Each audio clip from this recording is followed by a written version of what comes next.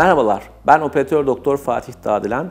Bugün size FFS ya da FMS diyerek nitelediğimiz fasyal feminizasyon yani kadın yüz güzelleştirme cerrahisi ya da erkek yüz güzelleştirme cerrahisi, yani daha doğrusu şöyle söyleyebilirim, yüz kadınsılaştırma ya da yüz erkeksileştirme cerrahisi diye niteleyebileceğimiz kişinin ifadesini ve görüntüsünü daha erkeksi ya da daha kadınsı yapabilmenin ameliyat tekniklerini ve ameliyat yöntemlerinden bahsetmek istiyorum. Tabii ki böyle bir uygulama yapacağınız hastanız ile muhakkak çok detaylı bir şekilde konuşmanız gerekiyor.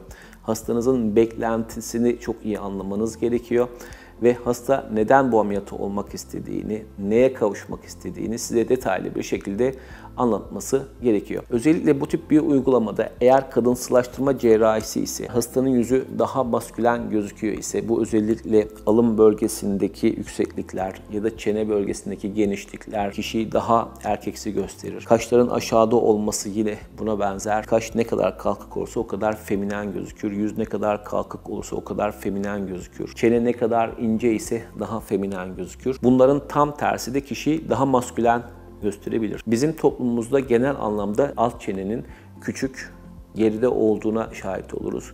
Bu özellikle erkeklerde diyelim ki daha belirgin, köşeli, daha böyle iskeletize bir yüz, daha maskülen bir görüntü sağladığı için bu tip hastalara bazen çene ilerletme ameliyatları ya da çene ucuna bir takım implantlar yerleştirerek, çene köşelerine implantlar yerleştirilerek daha maskülen bir görüntüye kavuşturmak. Tam tersine eğer bayan ise bu hastanın çene köşelerini küçülterek daha feminen, daha güzel görüntüye kavuşturmanız da mümkün olabiliyor. Nihayetinde böyle bir işlemde genellikle eğer üst bir bölgeyle uğraşıyorsak bu hastaların üst kısımdaki o erkeksi gösteren bizim frontal kemik dediğimiz kısmın törpülenmesi bu işlemde çok önemli bir uygulama. Yine kaşların kaldırılması burada çok önemli. Beraberinde hastanın alın çizgisinden mi girilecek ya da her iki kulağın arkasından mı girilecek, bu ameliyatta verilmesi gereken en önemli kararlardan bir tanesi. Böylelikle üst bir bölüşüklük kısmı halletmiş oluyorsunuz. Beraberinde kişinin burnunu yaparak feminen ya da daha erkeksi bir görüntüye kavuşturmanız mümkün.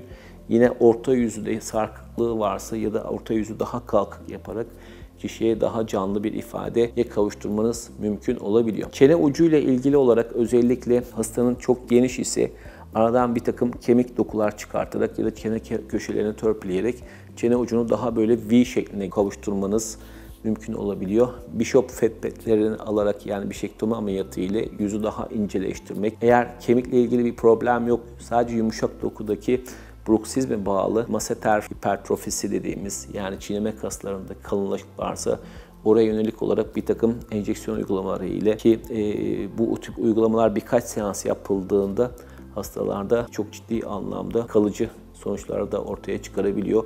Yüzü daha inceltmiş hale sokabiliyor.